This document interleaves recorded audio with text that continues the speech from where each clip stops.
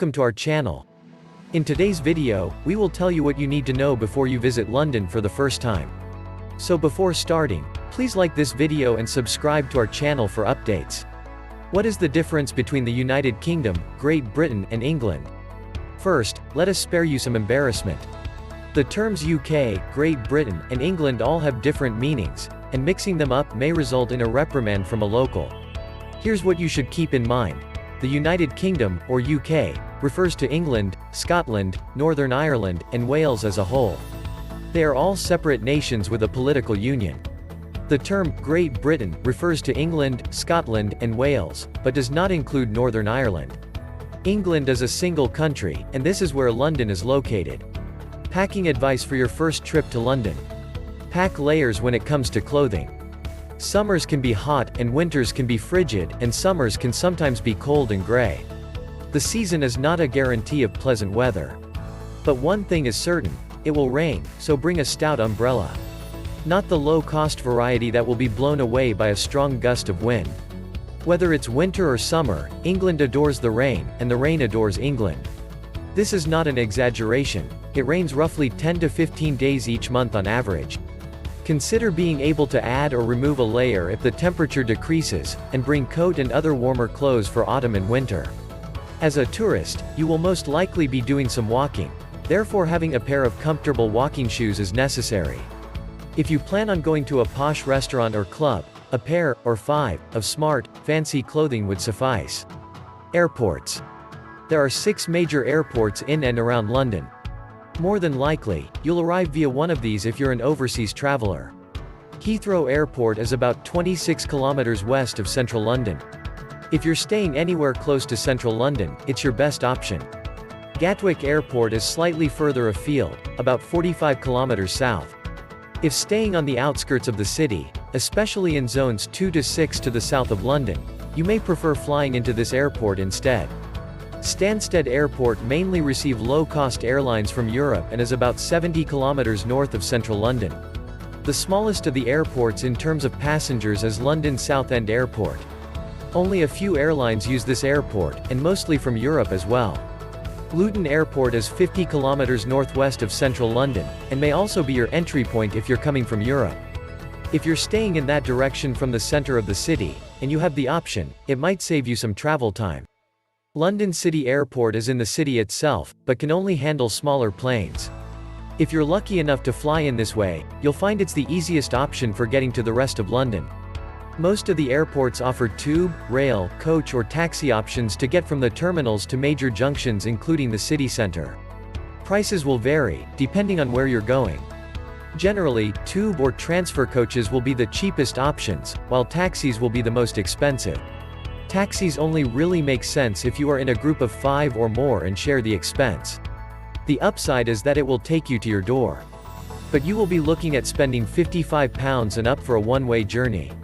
How much to save up for a London trip? London can be an expensive destination, but there are ways to cut corners and cost and still have a blast in the city on the cheap. Accommodation prices can range tremendously in London. Going to a hostel can cost as little as £10 per night, while a luxury hotel can often tap your wallet for £250 or more per night. You can always investigate Airbnb or cheaper hotels. You'll probably need around £100 per day for eating well, and that's with a fair amount of eating out at pubs and restaurants.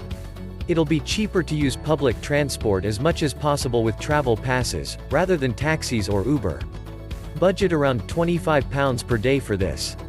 So, if you stay at an Airbnb in Covent Garden for around £150 per night, and plan to spend £150 on food, transport and small sundries per day, you might budget £1,500 for a 5-day-long visit. Visit free museums. There are plenty at count 23 free museums, including the National Gallery and the Tate Modern. No excuses not to take advantage of these. Buy the London Pass. The London Pass provides free and discounted entrance tickets to more than 80 attractions. It also offers discounted public transport. As a first-time visitor to London, you'll save if you plan on visiting these attractions, especially over 14 or more days.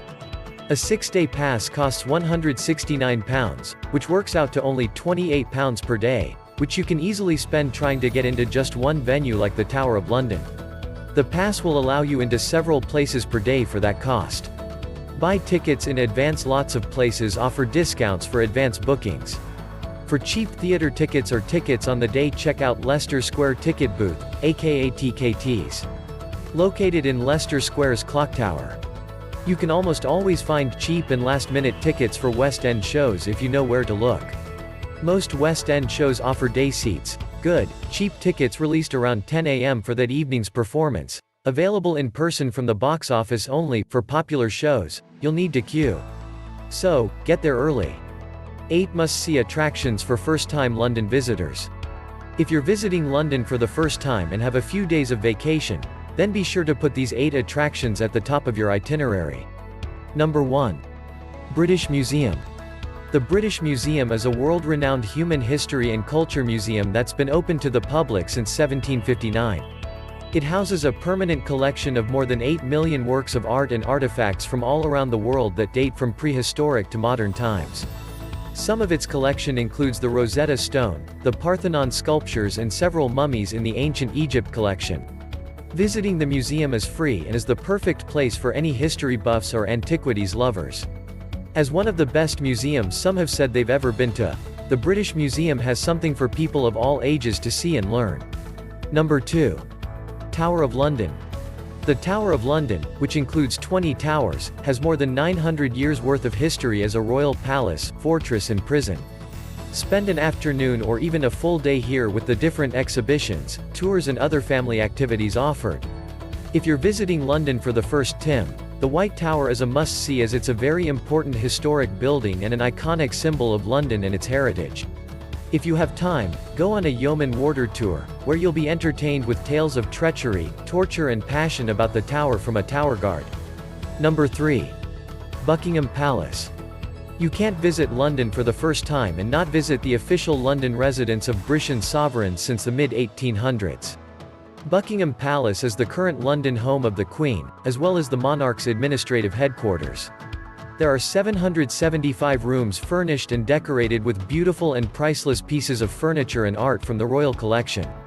The state rooms are open to palace visitors all year, so you should plan on spending at least 2 hours on your visit. Number 4. Westminster Abbey.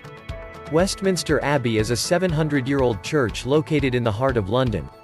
Several royal weddings and coronations have taken place here.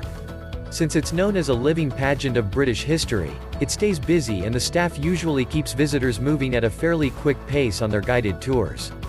You can also choose an audio guide and go about the Abbey at your own pace.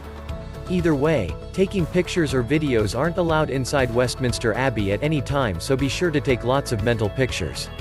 Number 5. Houses of Parliament. Located on the banks of the Thames are the Houses of Parliament and Big Ben. Take a guided tour inside the Houses of Parliament into the Commons and the Lords' Chambers, which are offered on Saturdays and certain weekdays when Parliament is on recess. You can also see the famous giant clock tower known as Big Ben, but unfortunately only UK residents can actually tour it. Number 6. Royal Museums Greenwich. The Royal Museums Greenwich has 4 places for you to check out if you're visiting London for the first time. The National Maritime Museum is the leading maritime museum of the UK and the largest one in the world. Next, is the Royal Observatory Greenwich, which houses London's only planetarium and the biggest refracting telescope in the UK. It's also the home of Greenwich Mean Time, also known as the prime meridian of the world.